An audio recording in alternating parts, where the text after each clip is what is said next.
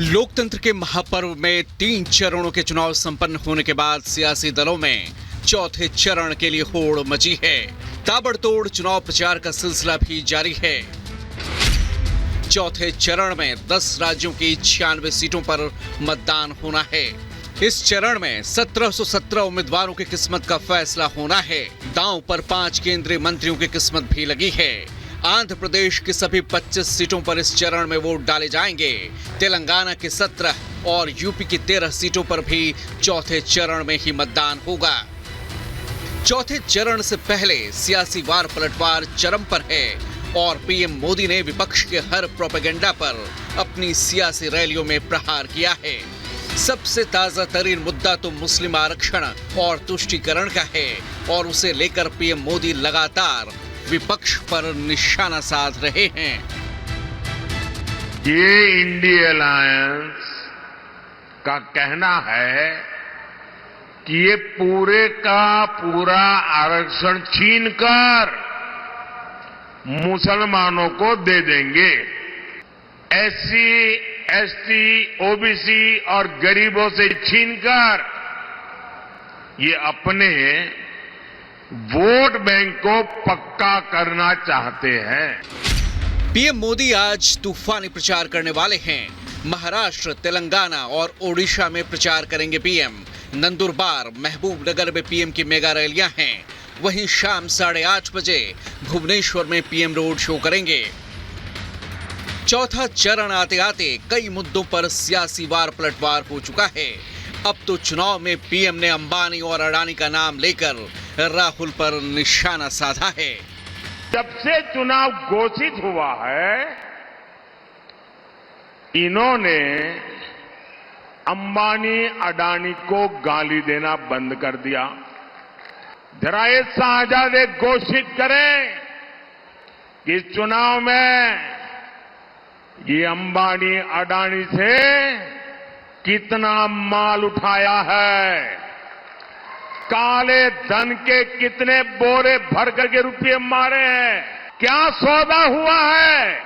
आपने रातों रात अंबानी अडानी इनको गाली देना बंद कर दिया। जरूर दाल में कुछ काला है। चौथे चरण से पहले परिवारवाद, जाति जनगणना, संविधान, मंगलसूत्र, मैनिफेस्टो, विरासत टैक्स, मुस्लिम तुष्टीकरण और आरक्षण जैसे मुद्दों पर जबरदस्त सियासी वार पलटवार देखने को मिला है। तीसरे चरण में 65.68% मतदान के बाद चौथे चरण में जोरदार मतदान की उम्मीद है। सियासी दलों ने अपनी पूरी ताकत लगा दी है। आज पीएम मोदी के अलावा झारखंड, पश्चिम बंगाल में अमित शाह प्रचार करेंगे। खूंटी, नादिया और बीरभूम में अमित शाह की मेगा रैलियां हैं। आसनसोल में आज शाम शाह रोड शो करेंगे। वहीं हरियाणा में बीजेपी अध्यक्ष जेपी नड्डा प्रचार में जुटेंगे। पंचकुला और चंडीगढ़ में जेपी नड्डा प्रचार करेंगे। तो वहीं कन्नौज में राहुल और अखिलेश भी मेगा रैली करने वाले हैं। जाहिर है सियासी वार पलटवार चरम पर है। जब राम मंदिर का निमंत्रण ये यादव परिवार को दिया गया, वो नहीं गए। वो इसलिए नहीं गए कि उनको अपनी वोट बैंक की डर लगता है, वोट बैंक का डर लगता है। हम भारतीय जनता पार्टी वाले वो वोट बैंक से नहीं डरते हैं। हमारा वोट बैंक आप हो भाई, आप हो। लोग 400 पार, वो 400 हारने जा रहे हैं। इस बार कन्नौज पूरा हिसाब किताब करने जा रही है, खासकर उन लोगों के साथ जिनका होर्डिंग से चेहरा गायब है। अरे डबल इंजन की सरकार है, अपने खटारे इंजन का तो फोटो लगा देते। अब पक्ष और विपक्ष दोनों जनता के आशीर्वाद के दावे कर रहे हैं। अब सबकी नजरें 4 जून पर टिकी हैं, जब जनता का फैसला पूरे देश के सामने होगा। Bureau report, Republic Bharat.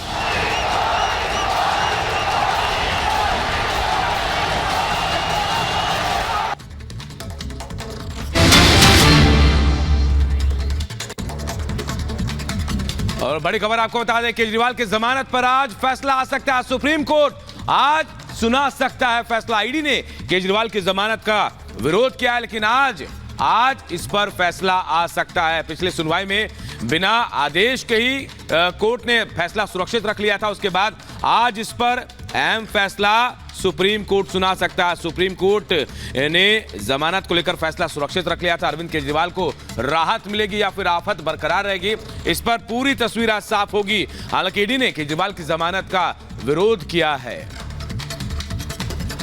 तो केजरीवाल की जमानत पर आज सुप्रीम कोर्ट फैसला सुनाने वाला है। दिल्ली के सीएम अरविंद केजरीवाल ने हलफनामा दाखिल किया था, जो कि तिहाड़ में बंद है। पिछले कुछ दिनों पहले उन्होंने चुनाव के दौरान कहा था कि केजरीवाल की रिहाई के बारे में सोच सकते हैं और आज सुप्रीम कोर्ट इसी पर फैसला सुना सकता है। लेकिन सुप्रीम फैसले से पहले केजरीवाल के सामने नई मुसीबत है। क्या वो मुसीबत है, देखिए इस रिपोर्ट में।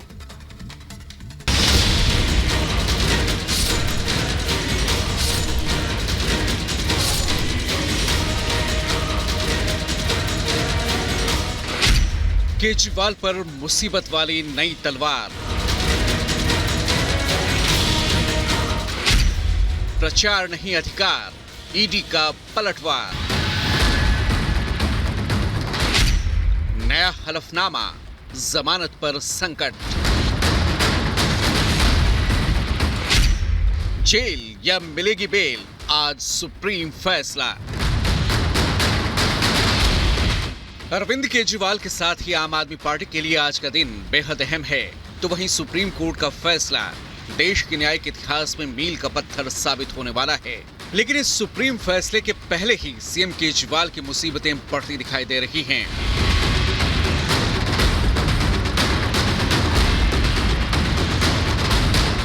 सुप्रीम कोर्ट आज केजरीवाल की जमानत पर फैसला सुनाएगा, लेकिन इस फैसले से पहले ईडी ने कोर्ट में हलफनामा दायर कर ऐतराज जता दिया है।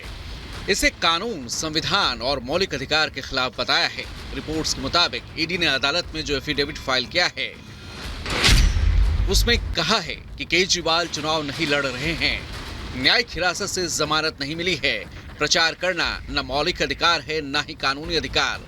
ऐसा नहीं है कि किसी राजनेता को अंतरिम बेल मिल जाए तो उसे गिरफ्तार नहीं किया जा सकता। पिछले 5 साल में 123 इलेक्शन हुए।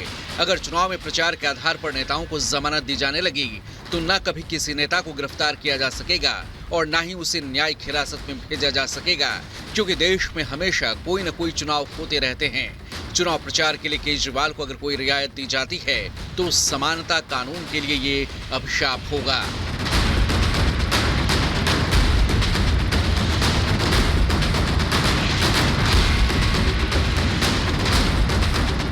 यानी ईडी ने सीएम केजरीवाल की मुश्किलें अब और बढ़ा दी हैं। ऐसे में सबकी निगाहें सुप्रीम कोर्ट पर टिकी हैं कि क्या आज केजरीवाल को जमानत मिलेगी। केजरीवाल जी को इन्होंने जेल में इसलिए डाला कि वो प्रचार